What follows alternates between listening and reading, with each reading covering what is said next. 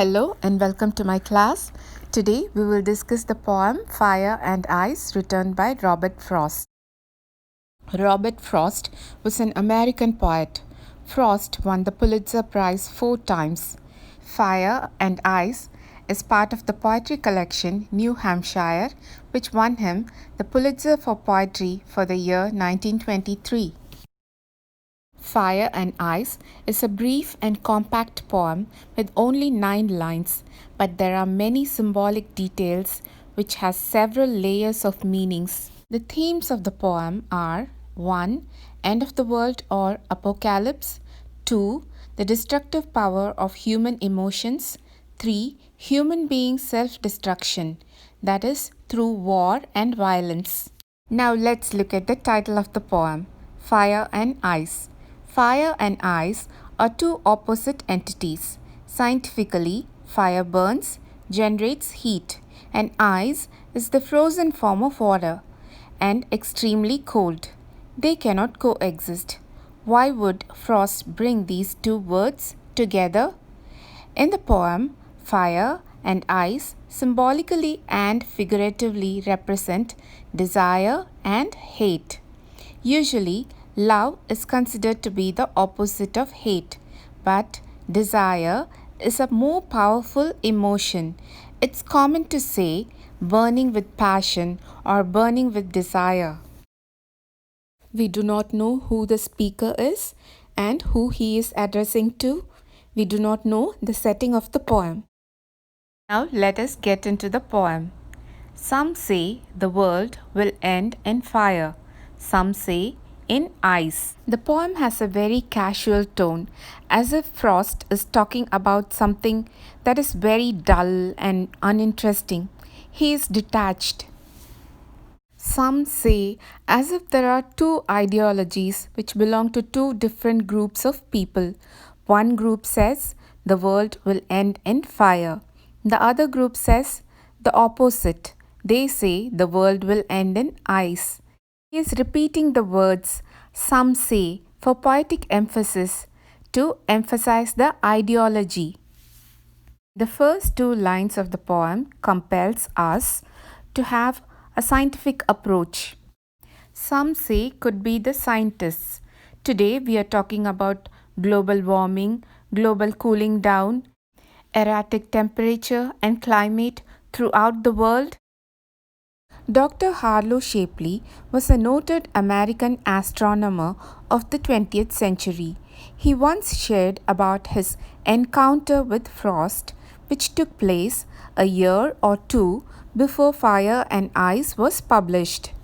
Shapley said Frost asked him how he thought the world would end. Shapley, being a scientist, told him about the 2 possible ways the world could end.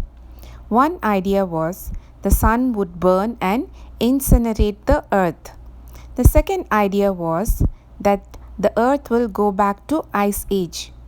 He added that he was surprised to read the poem which he thinks is based on his views and ideas, and how scientific facts can inspire a poet to write a creative literary work of art. Now let us look at the 3rd and 4th lines of the poem. From what I have tasted of desire, I hold with those who favor fire. Now we have to change the approach.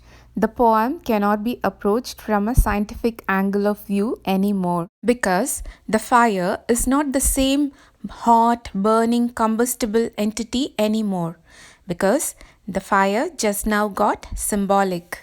The 3rd line, he is using the word I, so the poem gets personal. And tasted is in past tense, so he has already experienced it. We always associate the word tasted with food. I have tasted desire. Desire can be both constructive and destructive. Like food, we need some good desires in life. But the desire Frost is talking about is the negative passion, the negative emotions in a human being.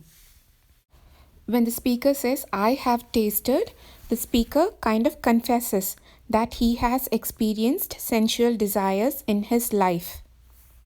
And he knows the ill effects of those vicious desires. You can look at the poem from a political stand. The First World War was politically motivated by desire of those who wanted to conquer the world.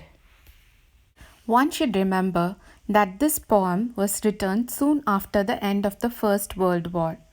America said it will not participate in the war, but in the year 1917, America decided to enter the war. Frost said he did not want to write about the war. He said that it would be cheap to use words to write about it when people were facing the real bullets fighting in the war. But he doesn't seem to be a silent spectator. In his poem, War Thoughts at Home, written in 1918, he writes about the death of his English friend who died in France in a shell attack. Frost, in his own words, said, "I am sick, sad, or something." In the poem, he writes, "As the fire dies at length," which reminds of "Some say the world will end in fire." Fire and ice also in a way implies the brutality and savagery of war, which only leads to self-destruction of mankind. So, "I have tasted desire" could also mean his own experiences related to the World War. In the next line, he says, "I hold with those who favor fire." I hold is I agree. I agree with those who favor fire. I agree with the group of people who say that the world will end in fire. In the fifth line, he says, "But if it had to perish twice." The word destroyed means nothing is left. Just imagine if you get a second chance to destroy the world. Once it has been already destroyed with fire. It is the world. Perish twice. Destroy twice. If it had to perish twice. If it doesn't perish in one attempt. If you have to make another attempt to perish it completely. Lines 6, 7, 8, 9 should be read together. I think I know enough of hate to say that for destruction, ice is also great and would suffice. How can the world be destroyed the second time? He says, I think I know. First, he said, I have tasted desire, which means he is very sure. He knows enough of desire. Now he says, I think I know, because he is not sure this time. Last 4 lines make us look at the poem as a mini version of Dante's Inferno. The poem is hugely inspired by Dante's Inferno. The 9 lines of the poem represent the 9 circles of hell in Inferno. One can draw a parallel between Dante's Inferno and Frost's Fire and Ice. Frost has used many words in this poem which reminds us of the punishments and the sinners in every ring of hell. We can compare the word desire with sins of passion, the word hatred with sins of reason, the word taste with sins of gluttony, the word hold with the sins of the adulterous lover, and the word favor with the sins of the hoarders. Dante tells us about the lake of ice, which is in the last ring of hell, where the betrayers of their own kind are immersed in ice and are frozen into ice. Betrayers of their own kind, or human beings who try to destroy another human being or who destroy the human race. Human emotions like greed, lust, passion, hatred can lead to loss of humanity. Human beings are greedy and are cold and indifferent to other human beings. Man's desires are insatiable. They keep growing as we try to satisfy them, just the way the fire burns with the supply of oxygen. This has become human nature. Frost says the world can be destroyed by ice, which symbolically represents hatred, which is more than enough. because both fire and ice are equally good at destruction. That is, both desire and hatred are equally good at destruction. Just the way Frost's Fire and Ice was inspired by Dante's Inferno, Dante was inspired by Aristotle's writings on human souls. Aristotle says, a rational man has control over his desire. A man should have self-control over his strong and evil desires. Now we will look at the poetic devices which are used in the poem. First, the rhyme scheme. Scheme used in the poem is ABA, ABC, BC, Frost uses the same rhyme scheme used by Dante, that is the terza rima. This rhyme scheme was invented by Dante. First line ends with fire, the third line ends with desire, and the fourth line ends with fire again.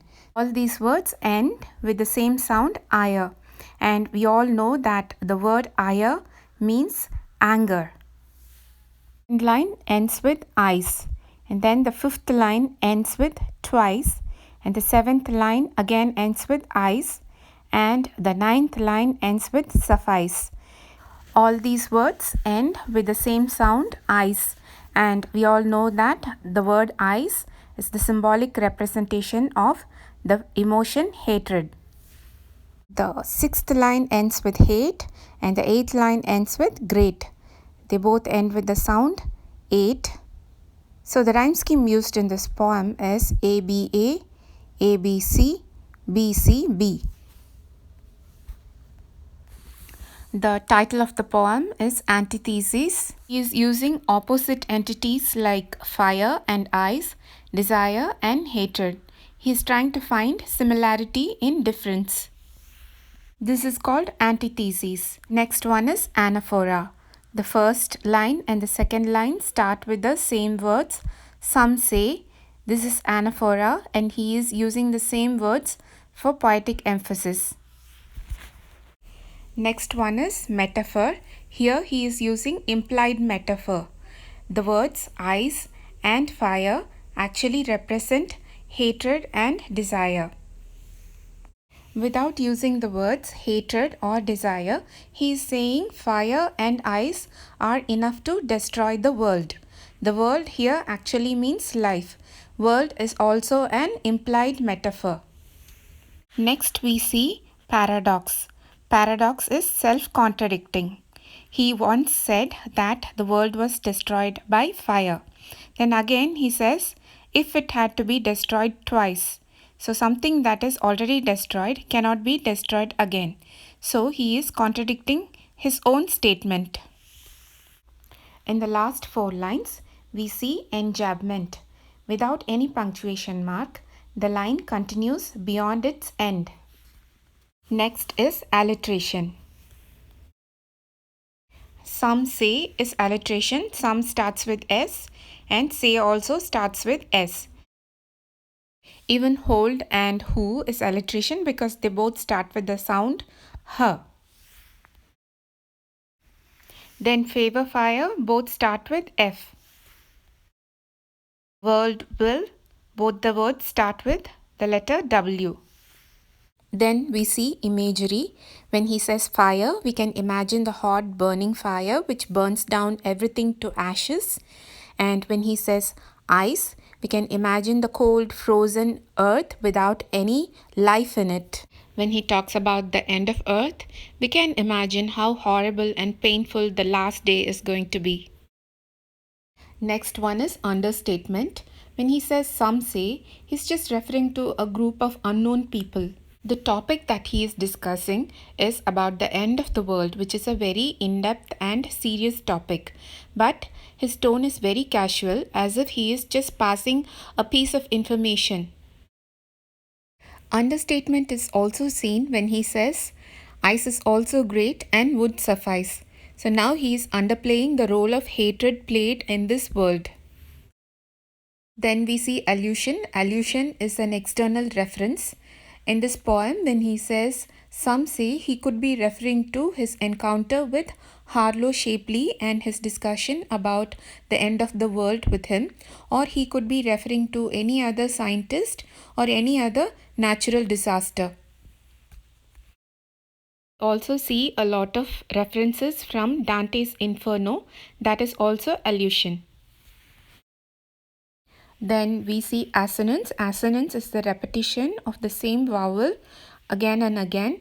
In the line I hold with those who favor fire, we see O, the sound O in hold, in those, in who, and in favor. This is assonance. I hope you all understood the poem very well. For more such videos, hit the subscribe button and the bell icon, like the video and share the video with your classmates. See you in next class.